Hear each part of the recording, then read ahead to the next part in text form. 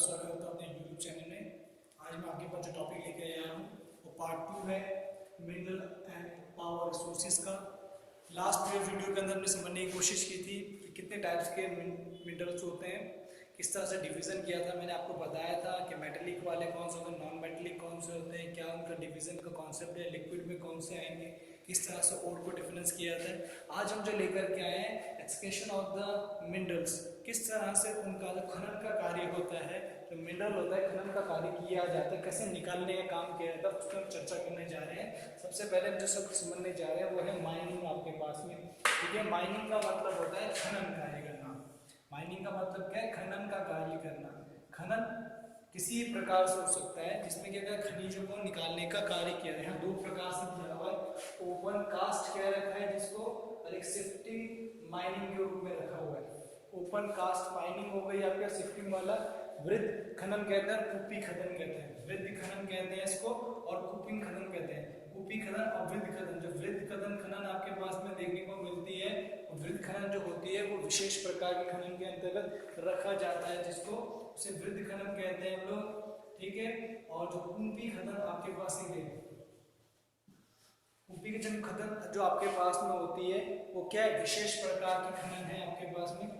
कूपी खनन जो आपके पास है विशेष प्रकार की खनन होती है। अब समझने की कोशिश करते हैं, जो ओपन कास्ट होता है उसे क्या होता है, कूपी खनन किस तरह से की जाती है।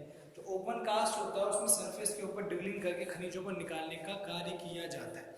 उसमें खनन का कार्य जो होता है उसमें क्या, हम जो ड्रिल करते हैं अंदर जाते हैं, खनिजों को सतह के पास में जो खनिज पाए जाते हैं उनको निकालने की कोशिश करते हैं। ठीक है, ये कम गहराई पर स्थित होते हैं, इनकी गहराई जो होती है वो कम होती है और कम गहराई पर स्थित होते हैं। इनमें क्या, कम छोटे जगह पे अगर ड्रिलिंग किया थोड़ी दूर पे आपको खनिज मिलना शुरू हो जाता है, कोयला मिल गया, बॉक्साइट मिल गया, इतना खनिज मिलने शुरू हो जाते हैं। तो यहाँ पे क्या, ओपन कास्ट माइनिंग की जाती है। और जहाँ पे कुंपन खनन का कार्य किया जा रहा है, कुंपन में क्या करा उन्होंने, गहरे वेदिकाएं काटने की कोशिश करते हैं और गहराई तक जाता है। उसने क्या किया, ड्रिलिंग करके अंदर तक के पाइप को लेकर के जाने की कोशिश करते हैं, डेप्थ तक जाते हैं और कुंपी के थ्रू निकालने की कोशिश करते हैं खनन को।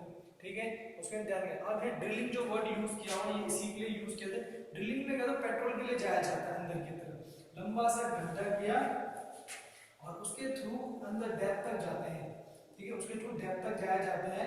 इस डेप्थ के अंदर पेट्रोल हो गया आपके पास में और नेचुरल गैस हो गई। दो तरह के खनन के लिए यूज किया जाता है। ठीक है, एक तो प्राकृतिक गैस हो गई और एक पेट्रोल हो गई। इसके लिए ड्रिलिंग को यूज किया जाता है। इसके गहरे भाग तक जाया जाता है, वहां पे पाया जाने वाला खनिज जो लिक्विड या गैस की फॉर्म में होगा उसको बाहर निकाला जाता है, तो ड्रिलिंग यूज किया। अब समझने की कोशिश करें, पहले वाले ओपन कास्ट में छोटी गहराई तक खोदने में खनिज निकालता है, दूसरे में खनिज की गहराई तक जाकर के मोटे खनिजों को निकालता है। ड्रिलिंग एक खाली एक नली के थ्रू प्राकृतिक गैस और कागज को निकालने का मेथड यूज किया जाता है। समझ में आ गया आपको। अब क्वायरिंग जो आपके पास दिया हुआ है, क्वायरिंग अंखनन के रूप में होता है कि विशेष प्रकार से सतह के पास जाए, क्योंकि ज्यादा गहराई जहाँ आसानी से आप खोद सकते हैं। ये मान लीजिए दिया हुआ भाग है आपके पास, ऊपरी सतह के ऊपर जो ऊपरी की सतह है इस पे आसानी से खुदाई कर सकते हैं। इस सतह के ऊपर हम आराम से खुदाई कर सकते हैं, इसके ऊपर क्या करते हैं, खुदाई करके निकालने का कार्य करते हैं। ज्यादा दूर नहीं है, रिंग में छोटे दूरी पे आसानी से जो खनिज निकाले जा सकते हैं, वो जो पत्थर होते हैं, संगमरमर होता है, इस तरह के खनिजों को निकालने का जो कार्य किया जाता है वो इस तरह से होता है। तो आप समझ चुके होंगे माइनिंग खनन का कार्य है। ओपन कास्ट माइनिंग वृत्त खनन जो होता है इसमें क्या, सरफेस के ऊपर जो खनिज पाए जाते हैं उनको लिया जाता है।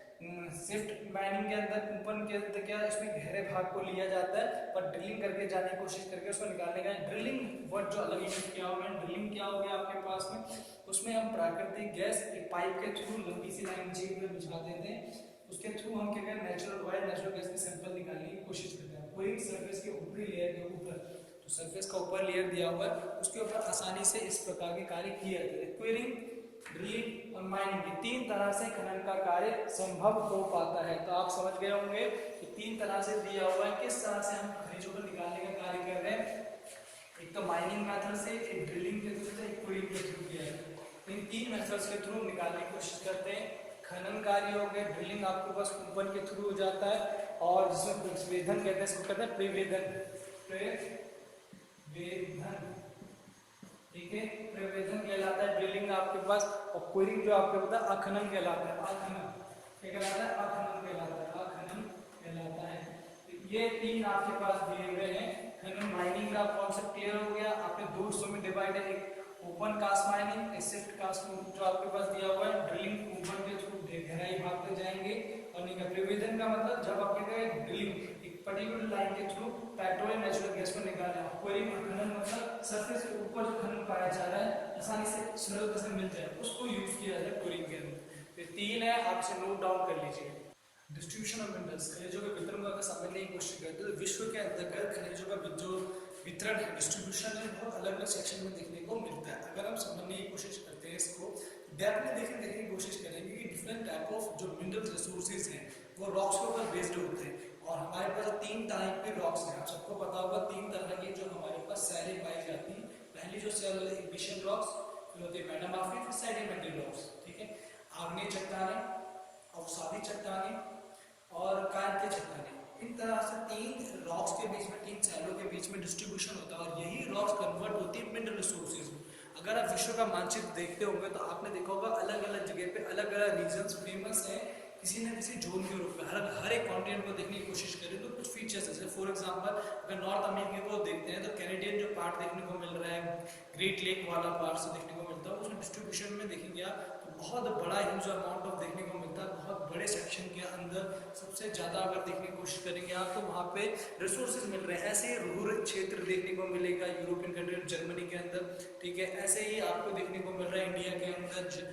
ठीक है, तो ऐसी कई जगह पे, चाइना हो गया, अलग अलग सेक्शंस में अलग अलग जगह पे पेटियां मतलब बॉक्सेस मिलते चले जाते हैं बहुत डिफरेंट तरह के, जहाँ पे coal, iron resources, bauxite, oil, gulf Indus oil resources के लिए तो अलग अलग जगह पे अलग अलग प्रकार के अलग अलग टाइप्स के क्या मिलते हैं आपको, मिनरल्स मिलते हैं। अगर हम उन्हें कंट्री वाइज, अगर कॉन्टिनेंट वाइज डिफाइन करने की कोशिश करते हैं तो आप देख पा रहे होंगे कि मैंने अलग अलग सेक्शन के अंदर अलग अलग तरीके से डिस्ट्रीब्यूशन दिया हुआ है। जैसे अगर आप एशिया को देखने की कोशिश करते हैं तो मेन कुछ हमारे पास है, चाइना हो गया, मलेशिया हो गया, इंडोनेशिया हो गया, इंडिया हो गया आपके पास में, ठीक है, जापान हो गया आपके पास में। इनके अंदर रिसोर्सेज हैं। ठीक है, सबसे ज्यादा चीन को अगर देखने की कोशिश करते हैं, आयरन दिया हुआ है इनके पास में, कोल हो गया, टीन हो गया, इधर देखिए आप कोल देखने को मिल रहा है आपको, आयरन हो गया। ठीक है, तो कई ऐसी जगह पे रिसोर्सेज हमें क्या मिल रहे हैं, अलग अलग फॉर्म में मिल रहे हैं। कहीं पे जिंक देखने को मिल रहा है, पेट्रोल हो गया आपके पास में नेचुरल ऑयल की फॉर्म में। ठीक है, नेचुरल ऑयल हो गया आपके पास में। तो ये कहीं ना कहीं डिस्ट्रीब्यूटेड सेक्शन में मिलते चले जा रही है, कहीं ना कहीं क्या हमारे डिस्ट्रीब्यूटेड सेक्शन में मिल रहा है। आयरन ओर हो गया, टीन, जिंक हो गया, पेट्रोल हो गया, नेचुरल ऑयल हो गया, कोल, आयरन। तो ये कहीं ना कहीं किसी न किसी कंट्री के अंदर कहीं ना कहीं किसी ने डिस्ट्रीब्यूशन के रूप में देखने को मिलता है। तो ये जो सेक्शन हमारे पास बन करके आ रहा है ये बहुत बड़े सेक्शन के रूप में देखने को मिलता है। तो यही डिस्ट्रीब्यूशन बड़े हिसाब से, ऐसे ही अगर हम यूरोपियन कंट्रीज को देखते हैं, रशिया हो गया, यूक्रेन हो गया, स्वीडन हो गया, फ्रांस हो गया, इनमें भी क्या है, आयरन रिसोर्सेज सेंटर में देखने को मिल रहा है। ठीक है, कोल के देखने को मिल रहा है, लिड हो गया, कॉपर हो गया। ठीक है, इनके अलावा क्या, लिड हो गया आपके पास में, कॉपर हो गया, कोल हो गया, आयरन हो गया, ठीक है, टीन हो गया। तो ऐसे कहीं ना कहीं सेक्शंस क्या है, डिस्ट्रीब्यूटेड फॉर्मेशन में मिलते चले जाते हैं, कहीं ना कहीं क्या उनका फॉर्मेशन देखने को मिल जाता है। तो ये डिस्ट्रीब्यूशन जो फॉर्मेशन देखने को मिल रहा है अलग अलग, जैसे अगर इंडिया को देखें तो हमने कहा चीन, आपको मैंने बोला चीन का दिया हुआ एग्जांपल है। चीन हो गया सबसे बड़ा डिस्ट्रीब्यूटर है आयरन और कोल का। ठीक है, इंडिया हो गया आपके पास में, ऐसे यहाँ पे क्या एशिया हो गया, ठीक है, यूक्रेन हो गया, फ्रांस हो गया, बहुत बड़े डिस्ट्रीब्यूटर है लीड, कॉपर, आयरन के। ठीक है, तो इनके पास ये रिसोर्सेज मिले। वैसे ही अगर साउथ अफ्रीका को देखने की कोशिश करते हैं तो गोल्ड हो गया, डायमंड, अगर आप देखें तो यहाँ पे क्या है, गोल्ड का दिख रहा है आपको, गोल्ड हो गया आपके पास में, डायमंड हो गया। ठीक है, स्पेशली बहुत रिचेस्ट कंट्रीज के रूप में देखने को मिलते हैं। वही देखिए नाइजीरिया, लीबिया, मंगोलिया, ये जो आपके पास देख रहे हैं ऑयल के सेंटर है, नेचुरल ऑयल। नेचुरल ऑयल के सेंटर देखने को मिल रहे हैं आपको। तो ये क्या कहीं ना कहीं सभी किसी न हर कॉन्टिनेंट के अंदर कुछ डिस्ट्रीब्यूटेड होकर चले जाते हैं। तो अलग अलग कॉन्टिनेंट्स में अगर हम कॉन्टिनेंट वाइज देख रहे हैं तो और भी आपके पास एशिया, यूरोप, अफ्रीका, तो इन्हीं 3 कॉन्टिनेंट में देखिए आपको लगभग मैक्सिमम नंबर ऑफ रिसोर्सेज मिलते चले जा रहे हैं। तो क्योंकि इंडस्ट्रियल रेवोल्यूशन के थ्रू रिसोर्सेज के आइडेंटिफिकेशन के थ्रू डिस्ट्रीब्यूटेड हो रखा होता है, क्योंकि कहीं ना कहीं ये फॉर्मेशन जुड़े हुए रॉक साइकिल के फॉर्मेटिव होने के कारण, मेन इन रॉक साइकिल के फॉर्मेशन के कारण देखकर इंटरडिपेंडेंट टू ईच अदर, ये कहीं ना कहीं एक दूसरे से संबंध होकर काम कर रहे हैं। इनका जो डिस्ट्रीब्यूशन दिया हुआ है पेट्रोल बेस्ड होने का, जो इनका डिस्ट्रीब्यूशन दिया हुआ है इसका पेट्रोल बेस्ड होने का, मेन रीजन क्या यही है, कहीं ना कहीं डिस्ट्रीब्यूशन का फॉर्मेशन है बहुत लंबे सिनेरियो में देखने को मिले। देखो टीन देखने को मिल रहा है, जिंक, पेट्रोल जो आपके पास देखने को मिल रहा है, ये कहीं ना कहीं क्या है फॉर्मेटिव फॉर्मेशन में देखने को मिल रहा है। तो आप इसको ध्यान से देख चुके हैं, समझ जाओगे आपने किस तरह से इनका डिस्ट्रीब्यूशन दिया हुआ है। मैं नेक्स्ट आपको कॉन्टिनेंट्स की तरफ लेके चलता हूँ, कुछ और कॉन्टिनेंट्स के बारे में बताता हूँ। जब हमने अभी थोड़ी देर पहले देखा आपने कि मैंने एशिया, अफ्रीका और यूरोपियन कंट्रीज में आपको बताया, कॉन्टिनेंट्स में बताया, तो किस तरह से ऐसे ही नॉर्थ अमेरिका के अंदर अगर देखने की कोशिश करते हैं तो कैनेडियन रीजन हो गए, एप्लेशियन रीजन और ग्रेट लेक, इसमें भी आपको ज्यादातर क्या होगा, कोल हो गया आपके पास में, नेचुरल गैस हो गई आपके पास में, ऑयल हो गया, आयरन हो गया, कॉपर हो गया, जिंक हो गया, इस तरह से रिसोर्सेज हर एक कॉन्टिनेंट के अंदर कुछ यूनिक वे में मिलते रहते हैं काफी ज्यादा। इसमें गोल्ड चले जाता है कुछ जगह पे, जैसे अफ्रीका के अंदर गोल्ड दिया हुआ है, सिल्वर हो गया, पीटीसी, बहुत सारे रिसोर्सेज आइडेंटिफाई होते हैं। वैसे ही क्या है, अगर हम साउथ अमेरिका को देखने को हैं, चिली हो गया, पेरू, वेनेजुला हो गया, अंगोला हो गया, अर्जेंटीना हो गया, तो ये कुछ ऐसे रीजन है जहाँ पे बहुत ज्यादा रिसोर्सेज हमें आइडेंटिफाई होते रहते हैं। और इन आइडेंटिफिकेशन रिसोर्सेज में मेनली मैग्नीशियम हो गया, आपके बॉक्साइड हो गया, अब्रक हो गया, प्लेटिनियम हो गया आपके पास में, ठीक है। ये जो डिफरेंट तरह के रिसोर्सेज आइडेंटिफाई हो रहे हैं रीजन वाइज, ठीक है, ये रीजन वाइज क्या मिल रहे हैं आपको यहाँ सिल्वर, जिंक, ये सब चीजें मिल रही है। बहुत इंपॉर्टेंट सेक्शन में डिस्ट्रीब्यूटेड देख लीजिए आप, नॉर्थ अमेरिका, साउथ अमेरिका के अंदर कैनेडियन रीजन हो गया, एप्लेशियन हो गया, ग्रेट लेक वाला, ये बड़े बड़े इंडस्ट्रियल एरियाज है, ये इंडस्ट्रियल एरियाज भी हैं, याद रखें इंडस्ट्रियल एरिया के रूप में भी दिए हुए आपको, बड़े इंडस्ट्रियल एरिया के रूप में बहुत ज्यादा, और माइनिंग सेक्टर भी है। तो आप साउथ अमेरिका के अंदर देखने की कोशिश करते, चिली हो गया आपका, पेरू हो गया, वेनेजुला हो गया, मंगोलिया हो गया, अर्जेंटीना हो गया, तो मेन सेंटर के रूप में डेवलप्ड है, these are the main centre, ये मेन सेंटर के रूप में डेवलप्ड होकर के हमें देखने को मिलते चले जाते हैं। उसी के बाद अगर आप ऑस्ट्रेलिया के अंदर देख लोगे आप, तो कालबुजी हो गया आपके पास में, कालबुजी और कुलगढ़ी हो गया, कालबुजी कुलगढ़ी जो आपके पास दिया हुआ है, ये दोनों सेक्शन दिए हुए हैं, बहुत इंपॉर्टेंट एरिया है ये आपके ऑस्ट्रेलिया के अंदर, पश्चिमी वेस्ट, जो आपका वेस्टर्न ऑस्ट्रेलिया वाला पार्ट देखने को मिलता है इसमें। और सबसे बड़ा जो ये कॉन्टिनेंट है, सबसे बड़ा जो करता है बॉक्साइट को करता है, बॉक्साइट का सबसे ज्यादा देखने को मिलता है, बॉक्साइट है। उसके बाद अगर आप देखें गोल्ड हो गया, सिल्वर हो गया, आपके पास डायमंड हो गया, टीन हो गया, निकिल हो गया, सबसे ज्यादा करता है। और ये तो दोनों पार्ट देखने को मिल रहे हैं आपको, यहाँ पे सबसे ज्यादा जो देखने को मिलता है गोल्ड का सेक्शन देखने को मिल रहा है। किसका देखने को मिल रहा है? गोल्ड। गोल्ड के सप्लायर भी दोनों जगह बहुत ज्यादा देखने को मिलता है। अगर हम आर्कटिक ओशन वाले पार्ट्स को देखने के बोलते हैं, आर्कटिक जो पार्ट हमारे पास देखने को मिल रहा है, तो यहाँ पे trans Arctic mountain, Prince Charlie जो आपके माउंटेन, दोनों रीजन देखने को मिल जाते हैं। इन दोनों रीजन्स के अंदर भी काफी ज्यादा रिसोर्सेज सेंट्रलाइज्ड हैं, जैसे लोहा हो गया आपके पास में, आयरन, गोल्ड हो गया, सिल्वर हो गया, ऑयल हो गया, तो ये सेंट्रलाइज्ड है। तो इसका मतलब मैक्सिमम देखिए तो कॉमनली क्या है, हर एक कॉन्टिनेंट के अंदर कुछ ना कुछ फीचर्स आइडेंटिफाई हो रहे हैं। सभी कॉन्टिनेंट जितने भी हमारे पास 7 कॉन्टिनेंट्स हैं, सभी के अंदर मैक्सिमम मिल ही जाता है आपको। गोल्ड हो गया, लगभग कई कॉन्टिनेंट्स के अंदर मिल रहा है आपको देखने के लिए, आयरन कॉमनली मिल रहा है, कॉपर हो गया, बॉक्साइड हो गया, तो कहीं ना कहीं किसी ना किसी सेक्शन में इंटरेक्टेड टू ईच अदर। अगर आपने कॉम्प्लेक्स थ्योरी पढ़ी होगी तो उसमें यही चीज है कि इंटरेक्टेड विद ईच अदर, एक दूसरे से कनेक्ट हो गए, तो सबके पास कुछ ना कुछ रिसोर्सेज हैं। और क्यों ना हो, बिकॉज मैंने आपको बताया अभी डिस्ट्रीब्यूशन का मेन रीजन क्या है, रॉक्स। जब we have identify the different type of rocks in the different areas, अलग अलग तरह की शैली हमें अलग अलग क्षेत्र के अंदर देखने को मिलेंगे, तो उसको we have identify easily different type of minerals, और कॉमनली ये सब मिलेंगे हमें बिकॉज़ ऑफ फॉसिल्स, और ये कहीं ना कहीं इंटरेक्टेड है एक दूसरे से। तो मोस्ट इंपॉर्टेंट चीज डिस्ट्रीब्यूशन डिपेंड करता है इंपॉर्टेंस इज रॉक्स के ऊपर। अगर रॉक आइडेंटिफाई हो रही है, इग्निशन रॉक्स आइडेंटिफाई हो रही है, सेडिमेंटरी रॉक्स आइडेंटिफाई हो रही है, मेटामॉर्फिक रॉक आइडेंटिफाई हो रही है, तो we have seen different types of, we have seen the different types of minerals. तो ये सबसे इंपॉर्टेंट चीज है मिनरल्स के अंदर, मिनरल्स का बहुत एक इंपॉर्टेंट रोल दिया हुआ है, ठीक है। तो हमें डिस्ट्रीब्यूशन को लेकर गया हुआ है, इसमें डिस्ट्रीब्यूशन आपको पता है, इसमें दिया हुआ है आपको distribution of minerals in the different continents, continents के ऊपर डिफरेंट मिनरल्स का सोर्सेस दिया हुआ कौन कौन सा है।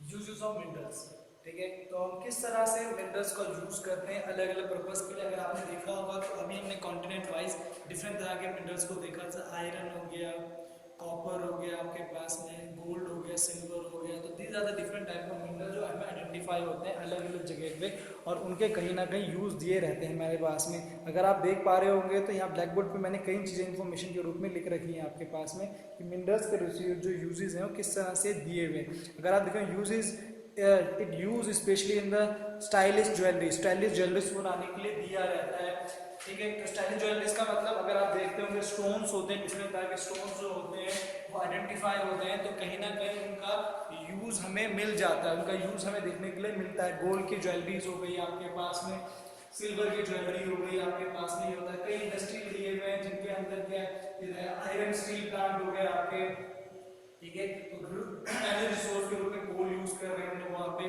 ठीक है। तो ये कहीं ना कहीं आयरन स्टील के अपने कोल यूज कर रहे हैं, बॉक्साइट यूज कर रहे हैं, कॉपर यूज किया जा रहा है, ठीक है। तो ये कहीं ना कहीं ज्वेलरी में भी यूज हो रहे हैं, और कहीं ना कहीं हमारे पास पार्ट्स में दिए हुए एनर्जी रिसोर्सेज के रूप में भी यूज हो रहे हैं। तो दिया आप गोल्ड की ज्वेलरी देखते हैं तो इस तरह क्या गोल्ड हो गया, कॉपर हो गया, इनकी ज्वेलरी देखने को मिलती है, सिल्वर हो गया आपके पास में, कॉपर हो गया, इनकी ज्वेलरी देखने को मिल जाती है। तो वहीं पे इंडस्ट्रीज के अंदर आयरन स्टील प्लांट के अंदर किसका यूज हो रहा है, कोल का यूज हो रहा है, किसके रूप में, एनर्जी रिसोर्सेज के रूप में, डिफरेंशिएट करके एनर्जी रिसोर्सेज के रूप में इनका यूज देखने को मिल जाता है। वहीं पे अगर आप देखेंगे सिलिकॉन होता है आपका कंप्यूटर इंडस्ट्रीज के अंदर यूज, तो जो आपका सिलिकॉन होता है सबसे ज्यादा यूज किया जाता है कंप्यूटर इंडस्ट्रीज में। तो कहीं ना कहीं उस मिनरल्स का यूज इस इंडस्ट्रीज के अंदर देखने को मिलता है। वहीं ऑटोमोबाइल इंडस्ट्रीज को में, प्लेन इंडस्ट्रीज के अंदर एल्युमिनियम हो गया, बॉक्साइट हो गया आपका, इसका यूज किया जाता है।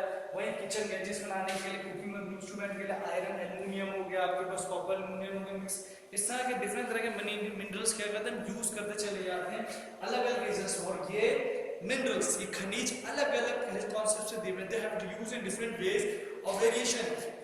और वेरिएशन भी इसमें इंपॉर्टेंट, क्योंकि अगर आप देखने की कोशिश करें कि हम वी हैव नॉट एक particular season we have a different type of minerals and we have used in the different methods, और ये कहीं ना कहीं मेथड्स क्या होते हैं बहुत इंपॉर्टेंट होते हैं, और इसका यूज करना एक सफिशिएंट वे में लेके आना पड़ता है। हमारे पास जितने भी मिनरल रिसोर्सेज हैं, चाहे आयरन हो, कोल हो, ये इंटरडिपेंडेंट टू ईच अदर, कहीं ना कहीं एक दूसरे के ऊपर डिपेंड होते हैं और काम करते हैं। गोल्ड हो गया, सिल्वर हो गया आपके पास में, नेचुरल ऑयल, पेंट, जितनी भी मिनरल्स मिल रहे हैं ये कहीं ना कहीं सफिशिएंट यूज में आ जाते हैं। तो मोस्ट इंपॉर्टेंट है इसका सबसे ज्यादा यूज करना होता है। तो ठीक है, तो आप समझ चुके हैं, नोट डाउन कर लीजिए इसको, किस तरह से उनके यूजेस दिए हुए मिनरल्स के आप यूज करते हुए इनको नोट कर सकते हैं। कंजर्वेशन ऑफ मिनरल रिसोर्सेज, हम क्यों संसाधनों जो खनिज उनको संरक्षण करें, ये इंपॉर्टेंट चीज है। अगर आप देखें खनिज को बनने में लंबा समय लगता है, it take more time to construct a mineral, बहुत लंबे ड्यूरेशन के बाद, बहुत लंबी फोर्सेस के बाद वो बनता है। तो इसलिए इंपॉर्टेंट है कि हमें रिसोर्स को कंजर्व करना होगा, क्योंकि ऐसे कई रिसोर्सेज हैं जिनके इंपॉर्टेंट जैसे कोल हो गया, आयरन हो गया, बहुत इंपॉर्टेंट रोल होता है, इसलिए हमें कंजर्व करना होगा। तो इसके अलावा भविष्य को देख के, फ्यूचर को देख करके भी हमें कंजर्व करना होगा। अगर भविष्य में हम चाहते हैं कि रिसोर्सेज रहे, हमारी इंडस्ट्रियलाइजेशन हो, इकोनॉमिकल ग्रोथ हो, तो हमें क्या करना, कंजर्व करना होगा। फॉरेन करेंसीज के लिए कुछ ऐसी चीजें जिसके कारण रिसोर्सेज मैनेजमेंट, ऑयल सोर्स के अंदर आता है, आपका मिनरल के अंदर है, मिनरल मोस्ट इंपॉर्टेंट है। अगर क्या होगा, आपके पास ऑयल खत्म हो जाएगा तो कई चीजों के दाम बढ़ जाएंगे, इसलिए ऑयल को भी हमें लेकर के आना होगा, कंजर्व करना होगा। और भी ऐसे हैं जिससे हम क्या करें कि भविष्य को देखने के लिए क्षमता चाहिए। तो इसीलिए इंपॉर्टेंट सेक्शन है हमारा कि हम क्या करें, कंजर्व करने की कोशिश करें, मिनरल रिसोर्सेज को बचाने की कोशिश करेंगे। तो उसके लिए हमने क्या 3R पॉलिसी लेके आए, 3R पॉलिसी। इसमें क्या रीयूज करना, दोबारा से प्रयोग करने के लिए लेकर के आना, रिड्यूस करना, कम से कम उपयोग करना उन संसाधनों को जो बहुत इंपॉर्टेंट, रिसाइक्लेशन करना, पुनर्चक्रण की तरफ ले जाना। फॉर एग्जांपल टीन का आपके पास दिया हुआ है, हम उसका रिसाइक्लेशन रेपिटेशन करें, बार बार उसको प्रयोग में लेकर के आए, उसका दोबारा से करते हैं, उससे क्या और लंबे समय तक चलेगा। अगर हमारे पास कोल की जगह दूसरा सब्स्टिट्यूट रिसोर्स चल सकता है तो उसको चलाने की कोशिश करनी चाहिए। अगर हमारा पेट्रोल की जगह कोई दूसरा सब्स्टिट्यूट रिसोर्स आकर के यूज कर सके, इलेक्ट्रिक इंजन, इलेक्ट्रिक गैजेट्स का यूज करके हम उसे बचा सकते हैं, तो हमें कंजर्व करना होता है। ये कुछ ऐसी चीजें हैं जिससे हम लेके आते हैं। पुनर्चक्रण, कम उपयोग, पुनः प्रयोग, इन चीजों पर बल देना होगा। री यूज, रिसाइक्लेशन, रिड्यूस, इस तरीके से हम जो हमारे मिनरल्स हैं हम कंजर्व कर सकते हैं, बचा सकते हैं और रख सकते हैं। ठीक है, तो आपने आज समझा डिस्ट्रीब्यूशन ऑफ मिनरल्स के बारे में। मैंने आपको बताया कंजर्व किया किस तरह से गया, मिनरल्स के रिसोर्सेज कैसे यूज किया जा सकते हैं, मिनरल किस तरह से इंडस्ट्रीज के अंदर कौन सा मिनरल किस इंडस्ट्री के अंदर यूज होता है, मैंने आपको एक्सप्लेन किया। आप इसको नोट डाउन रखें, अपनी नोटबुक्स में लिखते रहे, साथ साथ क्वेश्चंस के आंसर भी अटेम्प्ट करते रहें। वीडियोस को ध्यान से देखा करें। आप जो डाउट होता है कमेंट सेक्शन में जाके आप कमेंट्स भी कर सकते हैं। फिर भी आप कमेंट कीजिए आपको वीडियो कैसा लगा, आप लिखें उसके बारे में। वीडियोस को लाइक करें, अगर आपने मेरे चैनल को सब्सक्राइब नहीं किया है चैनल को सब्सक्राइब भी करें। ठीक है, चैनल पर बने रहे। मैं आने वाले और वीडियोस के अंदर इसके कॉन्सेप्ट्स को लेकर के आऊंगा, क्लियर करूंगा। Thank you.